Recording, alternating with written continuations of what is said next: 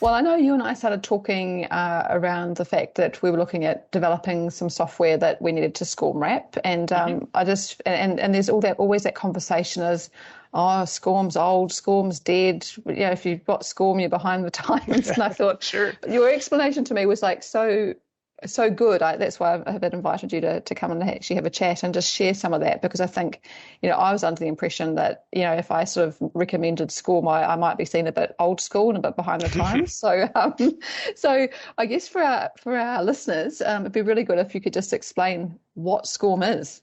Of course. Well, not an uncommon misunderstanding around SCORM. It's a question I've been getting for, I don't know, the last 11 years of my time at Rustasy, and the company turned 20 years old back in the spring. So we're on a long road here of helping people through these type of questions, and it's a common one. I think anytime those of us that work in tech all day bump into something that is 22 years old, we go, ew, why? Why would I ever do this? We're technologists. Everything changes every 18 months and we have to keep up.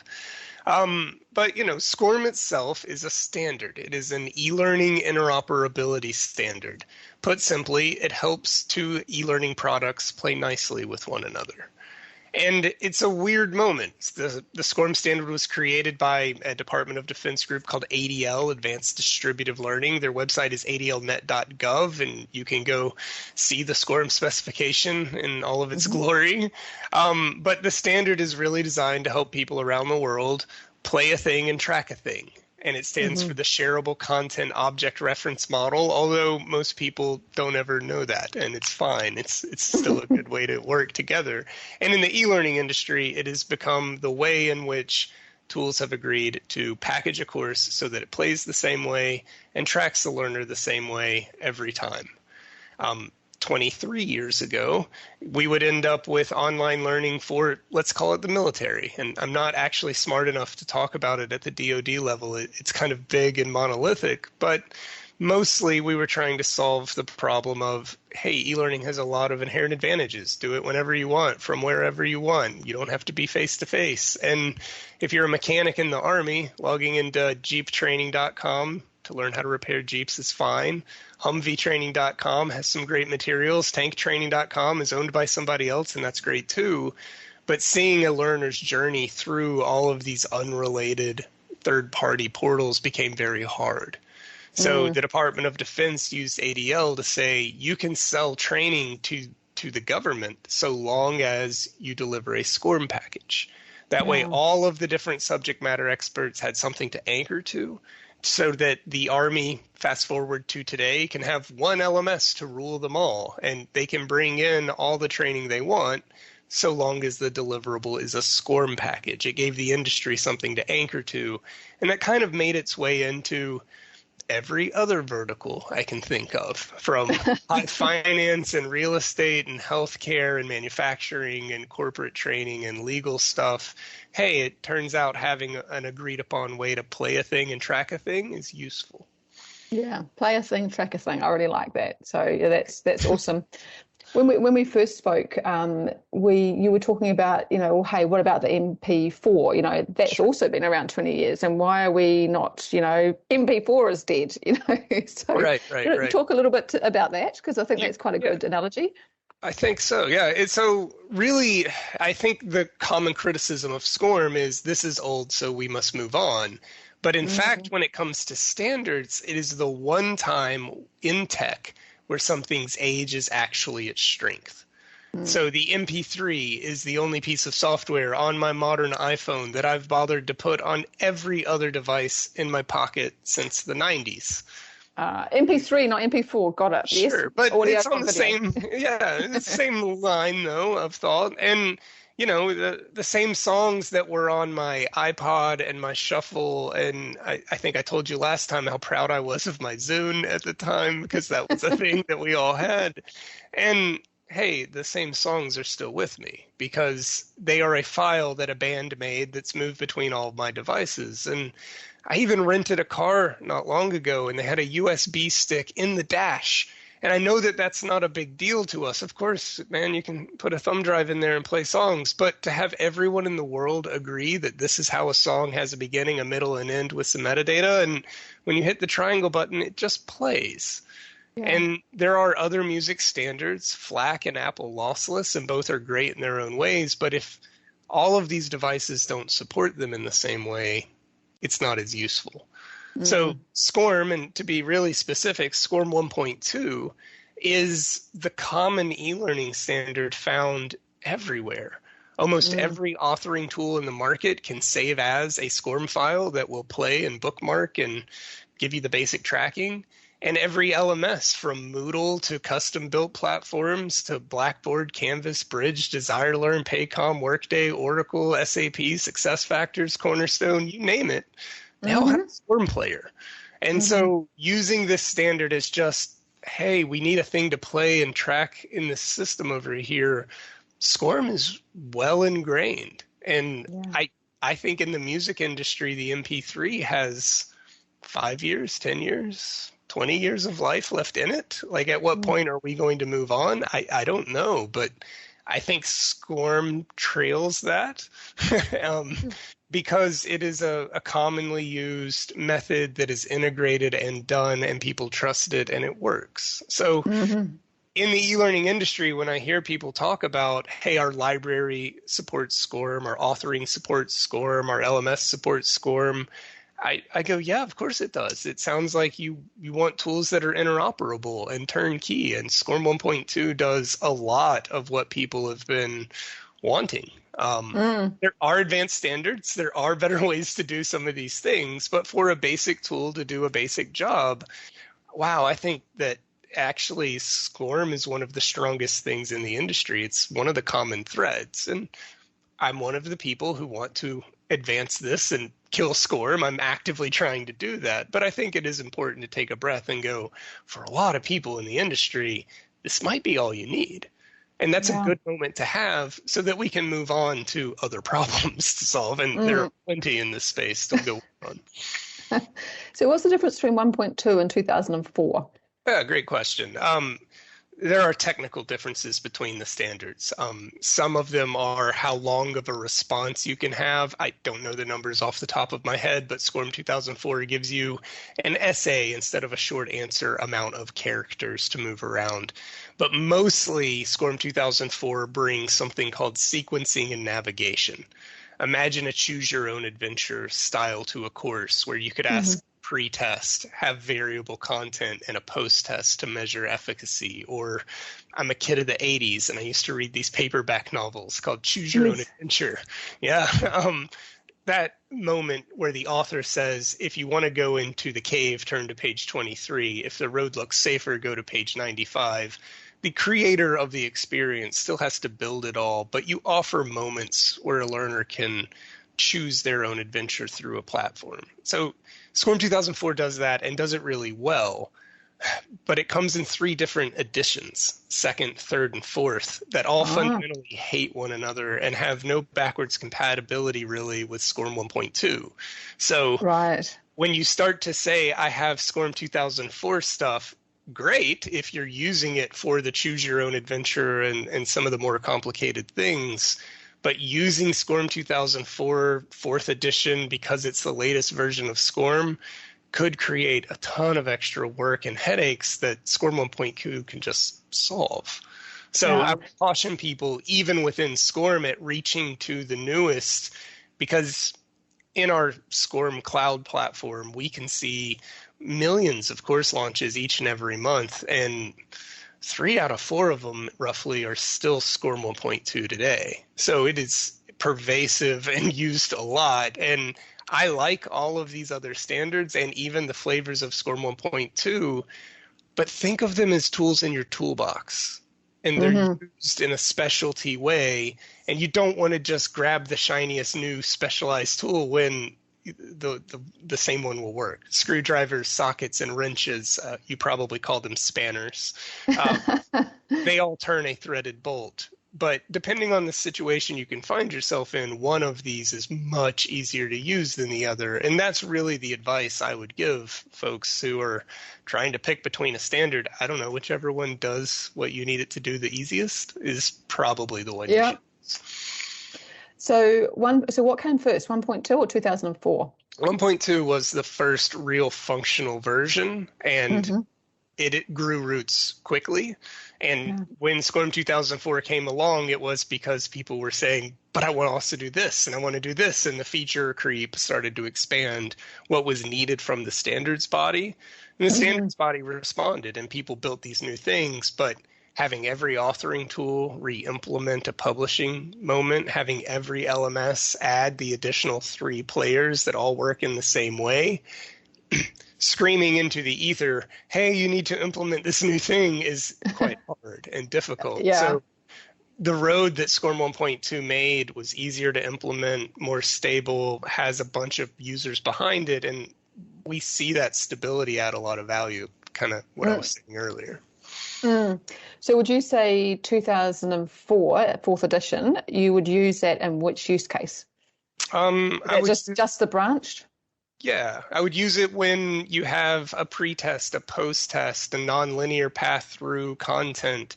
You need advanced sequencing and navigation and unlocking rules. And there are some of the coolest content out on the market is advanced SCORM 2004 4th edition content. But often there are requirements and certain certifications and things that are driving that advancement where you could just have a bunch of SCORM 1.2 files and let the LMS do a little more of that sequencing and work. So there are a couple different approaches that work for everybody. So you'd get better reporting on more things out of 2004 version 4. You can. It gets into what the SCORM world calls an interaction. That's a response that a learner has to a specific asset, whether it was right or wrong. It timestamps it, tells you what the right answer should have been, and some other things that certainly you can we have links and plenty of materials that go deep into that spec. But effectively, if you're trying to get better assets to understand how people are influenced by different pedagogical approaches to learning and things, that's all been built into what these interaction sequences and navigational tools provide. And it goes quite deep for folks who are trying to really leverage things in the way that some of these thought leaders have prescribed. And I think that's the thing. The question is like, why would we even want to track that stuff anyway? Because there's unless there's a reason for tracking it, why track it? So, yeah. Yeah. And we've seen, sometimes it's good to know what a specific answer was for a compliance program. No, we know he answered in this way, but we've also seen content teams studying their own outcomes. I feel very strongly that content teams that can see how people are interacting with their content can build better content. And I've run into several occasions over the years where a content team started to look at just in aggregate, how is everyone answering all of these questions and going, oh my goodness, we're 30 people in and no one's ever answered question 3 correctly. Yeah. Well, why is that? Is it the question or is it the content's missing? Yeah, exactly. I'm probably the guy that marked the wrong answer as correct, and being able to fix my mistake after 30 people instead of 30,000. Ooh, we just had a big man hours moment. So I think that certainly tracking more, but using it with intent. Go check in on some of these data points, see how they're influencing your content. That's the value that these standards bring. Doing it for fun is a lot of extra effort, and in some cases can dramatically impact the cost of a project fully burdened from an LMS that has to have a SCORM 2004 player because you put it in your RFP, and that can dramatically change what the spend is or how much it takes to bid to build that course or something. So sometimes these little acronyms have big impacts. Use them if you need them, but don't make it harder than it needs to be because that's not the strength of these weird standards. And I know that feels unintuitive at times, but use the tool that makes the sense for the job you're trying to solve. So when you say there's lots of resources, is this on your website? So if people wanted to delve further into that and understand the use case and how it works on your website? Sure. So scorm.com, xapi.com, which we'll talk about probably next, as a Yeah. good teaser. Those are just sites about the resources themselves. Rust2C certainly keeps them up to date and puts all of the thought leadership we can in there. There are prototypes and examples and runtime reference guides. And for folks who really want to get into the weeds on the standards themselves, those sites have a lot of guides and deep dives into those resources. So certainly if folks are trying to learn more about the standards themselves, scorm.com and xapi.com are fantastic places to get started with nothing but guidance around the standards themselves on there. And including use cases? There are some use cases for the standards specifically. Mm-hmm. At rust2csoftware.com, my company site, we actually have a ton of use cases of implemented these things and using tools. That's more of a commercialized type of approach. But for the standards themselves, yes, there are still prototypes and use cases and stories about the spec on its own. Yeah, excellent. That's great. That's good. So apart from the fact that there's a mindset around, it's more than 18 months old, therefore we've got to keep up to date, we've got to change it. What do you why do you think the criticism? There are newer specifications out there, and part of moving the whole universe is getting the groundswell to something new. XAPI is the latest and greatest from ADL. Personally been involved with it for a while, so Rust2C has put a lot of thought leadership and effort into helping build a community and a specification that helps people. So some of it is the hype machine, the latest buzzword in tech, and we've certainly seen that even through a lot of trade shows, and it's amazing. It's cool to see people get excited about such a niche e-learning standards world. I'm always flattered when I hear these words outside of my own walls. But there are really exciting things to do, and I love when people want to push and ask for that next gen thing because they see the path we're walking on. And there are things about SCORM that are really hard in the modern world. If you had pulled an 5G connected iPad out of your pocket 22 years ago when they were writing the SCORM specification, I'm pretty sure they would have called you a witch and shooed you out of the room. There were things going on back then that we just never considered about what would happen today. So there is a certain groundswell that I think is respectful of, we got to go push, and we're kind of annoyed that you guys are still doing the old way, because if you did the new way, we could do all these other things. So that excitement, I think sometimes it's vitriol tied to the old word, but I'm just flattered people care at the end of the day, because that's really how we have a better discussion, how we find what's next. Mm.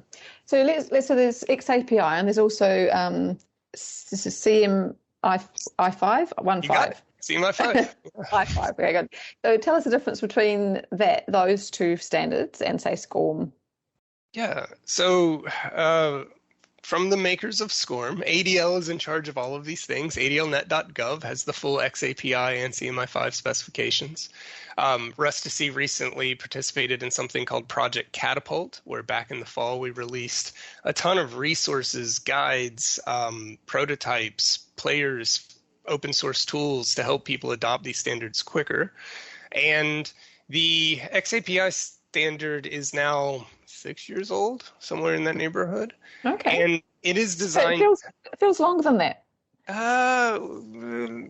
Maybe. No. I mean, the early rumblings, Project Tin Can was a full 10 or 11 years ago. Project Tin Can, where we did all of the research that rolled into the Tin Can API, which is often synonymous with XAPI, but are two different things on that timeline. XAPI is the fully baked standard. It is a noun verb object that can travel between learning and training systems.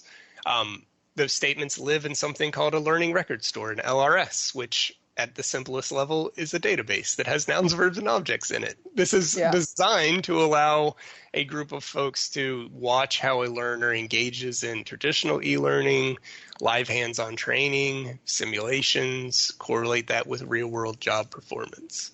Mm-hmm. to use a real world example, in healthcare, a nurse has to take continuing education credits to maintain their certification for CPR. Every year, Yes. you've got to go take your content.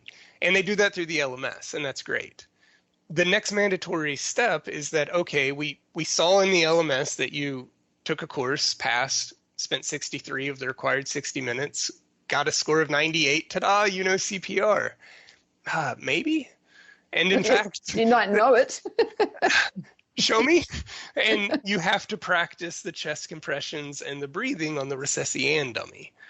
So for 20 years, they would print out a paper certificate that would say, Chris passed the CPR training, and file that away in HR for whoever it is that audits a CPR test. But with XAPI, we've discovered that, well, these dummies are networked and wired, and they say, Chris revived me, and Chris used this forcefulness of chest compression and this rhythm and this breath volume, metadata that's woefully lost on a paper certificate. And so XAPI frees us up to say, the simulator can talk to these learning people in this way. And that's all XAPI really does. That's a great example. That's a great example. Thank you. Yeah, the last leg is that the nurse goes out onto the hospital room floor and they practice CPR on live human beings. And every hospital in the world pretty much writes down, Chris administered Tylenol today, Chris changed the bed sheets, Chris used CPR. They have a patient interaction layer of software. So without any additional data entry burden, it can just make a statement to the LRS at the hospital that says Chris revived a human being.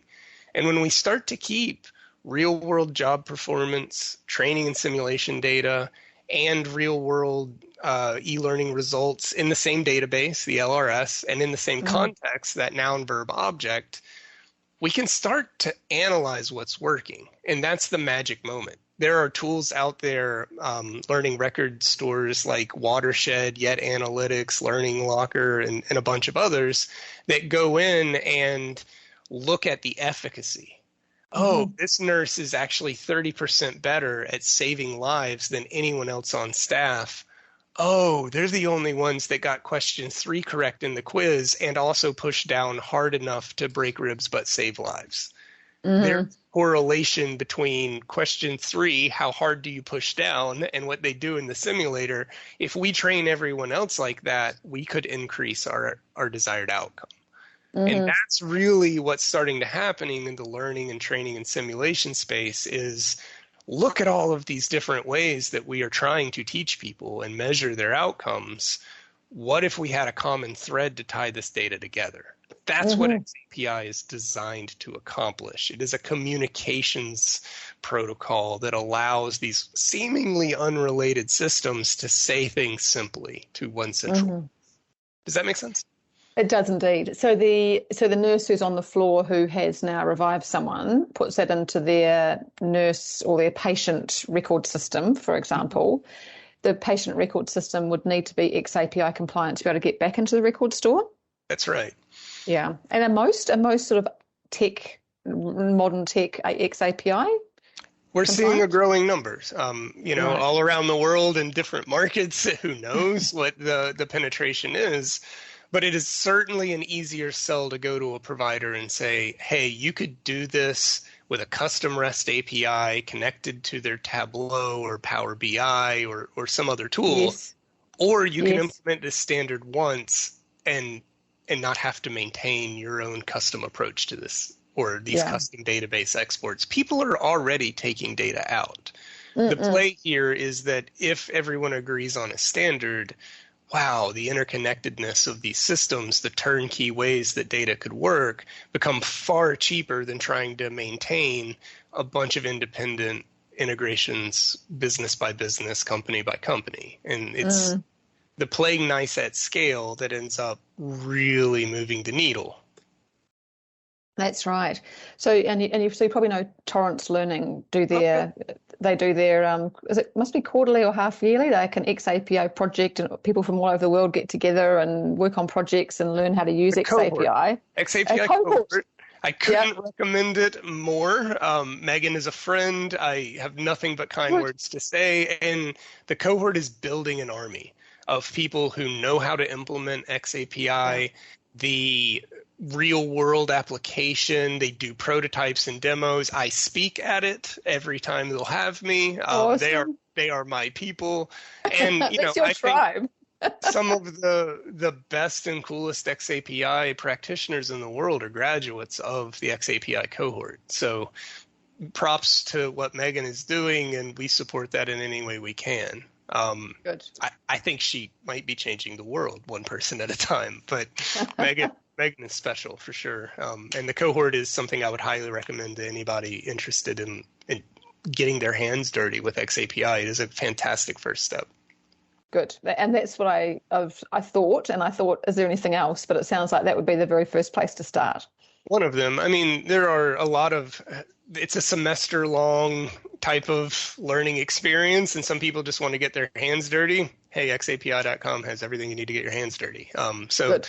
There are plenty of resources out there to go at whatever pace somebody wants to learn. Nice. Yeah, that's great. Okay. I still need to get this. CMI5. Yeah. Tell us about that. CMI5 is a subset of the XAPI standard. Mm-hmm. XAPI just says, hey, nouns, verbs, and objects live in a learning record store. So SCORM Cloud provides a free learning record store that anyone in the world can use, and xapi.com/libraries have all of the open source tools you need to make your own statements and send them to a place. It's XAPI day one type of stuff, especially if you're in the cohort. Well, XAPI doesn't care what you say. So you might send a statement to the LRS because you're a healthcare company that let's use a different example. You're an HR company. Chris fired an employee. You got to know things. You're trying to measure employee performance.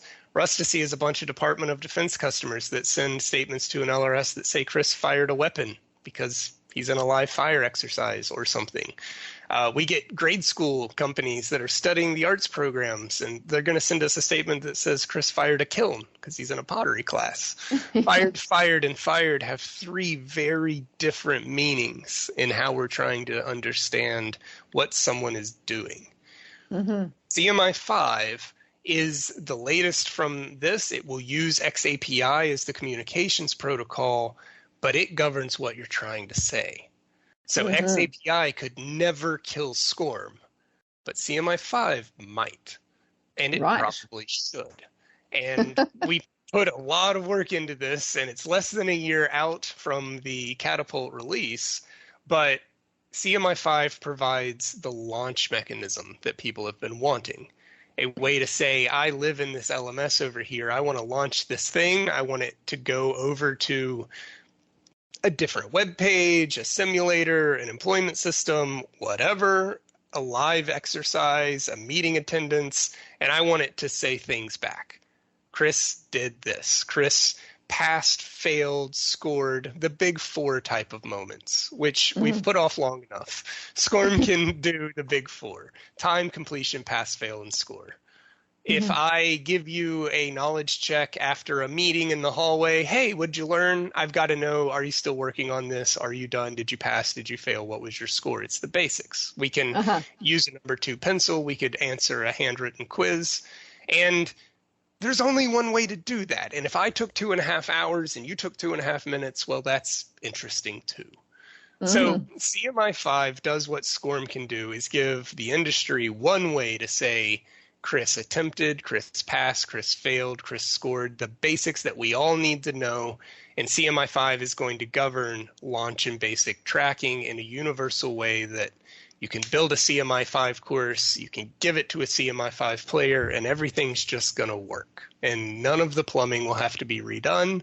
And for the first time, we might have something that could shake loose SCORM. Do I think we're going to just throw SCORM away tomorrow? No, but there are a lot of systems that can automatically convert SCORM into XAPI, and now new content can be CMI5. And if you give a tool that does more, better, faster, stronger, and put it in everybody's hands, likelihood that they're going to keep using it. So CMI5 is something I'm very excited about. It's the thing that I think gets us from the mode we've been comfortable with in the last 20 years of logging into a system, hitting the triangle button, playing a thing with a beginning, a middle, and an end, and seeing the big four on the other side. You could use SCORM 1.2, you could use SCORM 2004, or you could use CMI 5. And I think over time, we're going to see a blend of SCORM 1.2 and CMI 5 grow. And we might be able to unseat this. And I'm excited. I think we'll end up supporting both for quite a while. But this is the path that I think is really exciting and certainly something that will make the adoption of XAPI overall go way up. Yeah. So are you saying, just to clarify, so CMI5 will be basically a combination of both. So you can actually do in your LMS knowledge type stuff and performance-based stuff. So it does both, and it does around the big four time completion pass score. Yeah, nice. Because it's nice to have those in VR and AR and XR and in real life training and out in the field and inside your sales application and in your learning application. People are learning in an ecosystem these days. Freeing these things up to just intercommunicate means, hey, we don't have to worry about disrupting the one LMS to rule them all. What if we could just go learn where people want to learn and put play buttons in the applications they live in or at the sites they go to? And that freedom gives CMI5 a whole lot of hand-waviness of, yeah, just go do what you want. Tell us who did it. Give us some CMI5 statements. We'll make sense of the reports later. Mm-hmm. So do all LMSs have a player for CMI5? Not yet. And that's not yet. The message I need people to hear. Hey, we've got to implement these things slowly. Rustici is behind the scenes at a lot of places, and we're encouraging people to upgrade their tools behind the scenes, but folks have got to ask for it. That becomes the fastest way for these standards to be implemented is for folks who care, who use these things day in and day out, to say the latest thing. Now, don't get mad if they say they only support SCORM 1.2, but every time someone asks, it's kicking on the machine, product teams go and look at things, and I think that there are real reasons why new platforms, new authoring products, new simulators should all look at CMI5 as the cheaper, stronger, faster, better option. Adoption is lower than I want it to be, but we're early in these games. E-learning standards move at glacial speeds, but they do move. Rustici's been at it 20 years. I've been at it 11. We see real change, and I'm grateful for people like you who help us talk to a wider audience and have a weird conversation about some seemingly boring things that actually really help this industry move together stronger. Yeah, well, I think, yes, it could be. And I think a lot of, learning practitioners are very like to create things. They're in that sort of creative space. They like to go out and talk to people. Whereas that whole data background, there's not a lot in the learning space. I think there's more happening.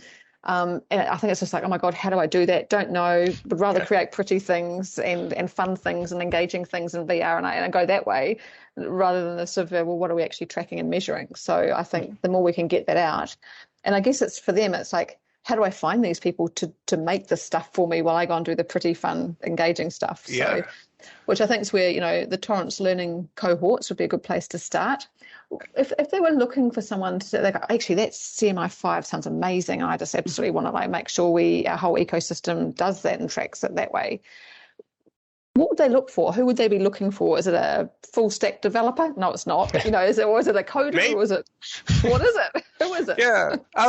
So it might just be tools that already support and know a lot about the standards. There are authoring products out there that are loud and proud. Hey, we already support CMI5 and do a lot of crazy things with it. Domino is an easy example of one that's really yeah, they're great. Their CMI5 support is amazing. So, they're amazing. Looking for some of those acronyms within the tools you already use and love is the first way. Derive value from them, and people will go do more of those things. There's LMSs that are starting to add more CMI5 player support, and that list is already quite long. And just asking and using these tools is one of the best ways to help it get up and off the ground, is just use them. And a lot of the people who are excited about CMI5 would be very flattered if people just started to use it. And I'm sure it's happening, more than I'm leading on here. But yeah, that's the easiest. Most instructional designers, most LMS administrators, just people living in this space, don't really even need to know the inner workings or the technical nature of how these standards behave. It is a turnkey plug and play type of situation. So looking to see if tools have SCORM 1.2, SCORM 2004, AICC, XAPI, CMI5. There are a lot of acronyms there. If people need a crash course on, hey, this acronym list is long and I don't know what any of these do, ask us anything, really. Rustici knows everything there is to know about a very long list of weird e-learning standards, and we're not trying to sell people things. We're mostly here to help them get good use out of these things. So ask us anything, really, is written on almost every page of our website, and we're always happy to say, hey, it sounds like you're trying to do this. Would you like the easier tool to do that with? And that's mostly the guidance that we provide day in and day out to normal instructional designers and LMS admins. Yeah, and that's right. You're very open with your time, and you can tell that you're really willing to help. And as you say, you're unbiased, and because you play with everybody. So yeah. We try to. You found the one thing in the world we're good at, these e-learning standards. So ask us anything, really. It's always a flattering moment to have someone show up and ask a weird question. Because when this is your niche and the one thing that you really do day in and day out, we're here to go as deep as people need. And we're just trying to be good stewards of this one weird thing that we've happened to master. We are pretty good at this one thing. Yeah, awesome. That's really good. In fact, you've made me realize we're in the development for finderlms.io. So we've got over 800 LMSs in there. It's like a matching service. And I've just been thinking recently, it's a bit like Tinder for LMSs. Oh, yeah. So they'll get a match, 1, 2, 3. But I need to check I've got a functional database of over 1,000 features. But now having spoken to you, I'm thinking I probably need to go and check we've got CMI5 and XAPI. Sure. Standards in there, but we also want to be able to coach people along as they're putting in their requirements. Little pop that said, what is XAPI? Because obviously they may not know. So that's good. Thank you for that. I'll be going to do that.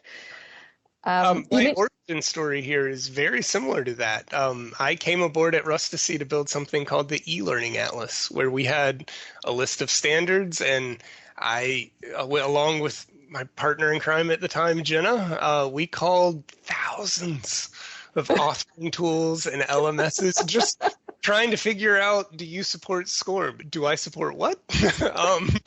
And hats off. I know what a challenge that is to do. And every time I've ever looked at how big and vast is this industry, really, it's way bigger and vaster than I ever imagined it could be. These standards impact a lot of people every day, and that's really been eye-opening over the last 11 years. To have spent the first year or two just trying to figure out who all is in this pond. That's right. Yeah, over 800. And interestingly, since the pandemic started in 2020, they've been over, I think it was 331 new platforms have been funded. Wow. And the increase in funding was up 30% in the last 2 years to something like 20 billion. Wow. So there's this massive growth. So how on earth would you keep up, with platforms, let alone authoring tools? The end of the e-learning atlas story is that we couldn't, and we took it down. Did you? Yeah.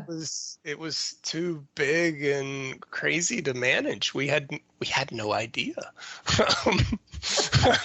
So what was the reason? So what was the reason to have people find authoring tools? What was your purpose? Yeah, we regularly, and to this day, a regular question is, do you have a list of every LMS that supports SCORM 1.2?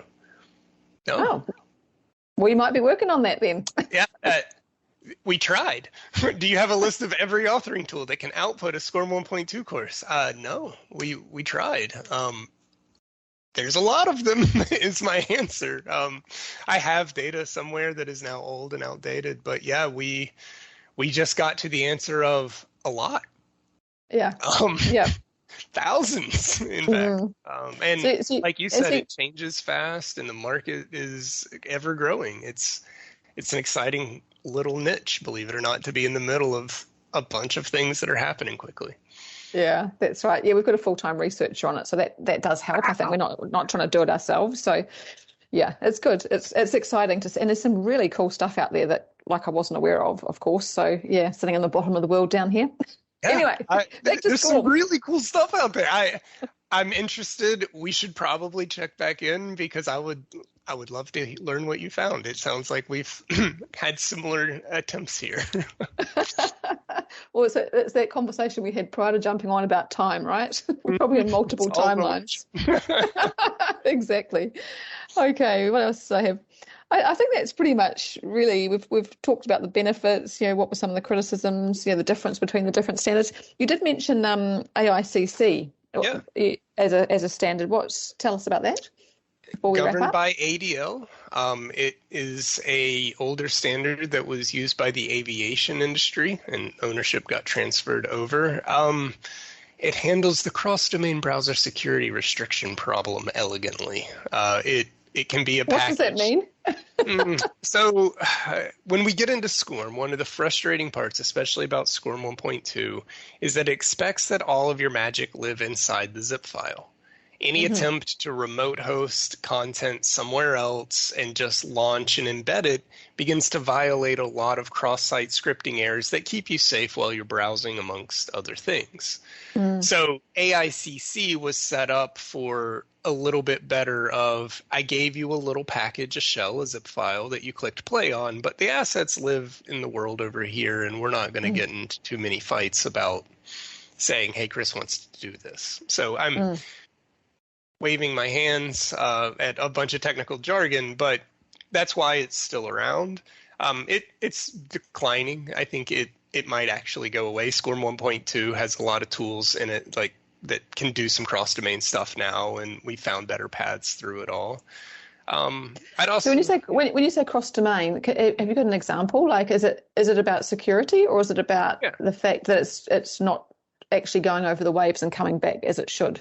Yeah, so Rustici has a whole line of content control products, and what they're designed to do is to host the full version of a course somewhere, SCORM 1.2, AICC, doesn't matter, and give another LMS a tiny shell of a SCORM or an AICC course that doesn't have your intellectual property living inside it. Right. They want to be able to update it remotely and sell it on a seat-by-seat agreement and set a term to it and see how people are doing. And we're cheating in the way that we work through some of the technical security requirements to get around it. AICC is just natively easier to do that magic with. But again, you're seeing fewer tools that can output AICC files. You're seeing fewer LMSs that support it as a playback. It's as useful as people deem it to be useful and derive use from it. And with some tools that are out in the market, I think SCORM will probably continue to eat its market share, if that's a thing. It's not like there's license fees associated with using these standards, that ADL governs them and they're all free to use, but just how much life do you see in the market? And AICC, I think, is on the decline, and it should be. The other standards that are interesting for this conversation, the IMS consortium has some amazing standards through LTI. They're moving out of 1.1 and into 1.3, which is a useful tool that's starting to gain a lot of traction through another thing they call LTI Advantage, among others. If there's a competing body to ADL, it's IMS. IMS, interesting. So LTI, I quite like LTI in the fact that you can actually import your courses or whatever you're actually trying to import straight in, so it can sit in both places. You don't see a lot of it, and I see a huge benefit in that. I'm not quite sure why it hasn't. Is it a standard as well? It is. Or is it? Yeah. It is a standard. Yeah. IMS is more of a pay to participate organization that governs standards. Rustici fully supports LTI 1.1 and 1.3. We think it's great. Again, we participate in all of these things. We just find these tools to be interesting ways to connect learning products, and we'll use whichever one of them is easiest for the customer situation that they find themselves in. And yeah, LTI 1.3 integrating a whole library instead of an individual asset and some of the things that they can do, it's really remarkable. And it's a first-class citizen, and all the things for us to see is building and doing. We think it's great. But, it's been adopted in different niches in different ways. And I think that's where, I don't know why, but these standards get a little nichey sometimes. LTI has been very popular in educational platforms and not as much in some of the bigger corporate stuff, although that could change at any time. So can you give me an example? Because I was thinking, is it like Udemy would have a library and they would LTI into a platform that could take LTI or was LTI compliant? Is that the sort of example you're talking about? Yeah, all of these standards kind of have that two sides of the coin.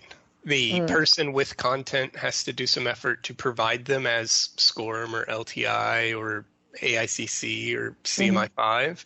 And then the system of record that knows Chris has these things to do because you imported these assets, a SCORM, a CMI5, whatever, and give them a play button to launch it and see a report. So there's packaging work to be done from the content creation side.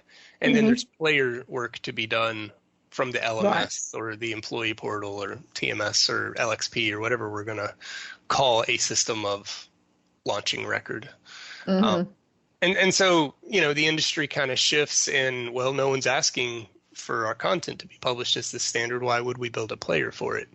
Well, no, if there aren't any players to put it in, why would we build an authoring tool that can support it? And both are reasonable arguments, which is why these things happen slowly from people listening to this podcast, probably. So this is the slow shift, but hey, it's meaningful change, and these things do evolve, and people do use them at a pretty monumental scale when we look at how many SCORM launches happened on the planet today.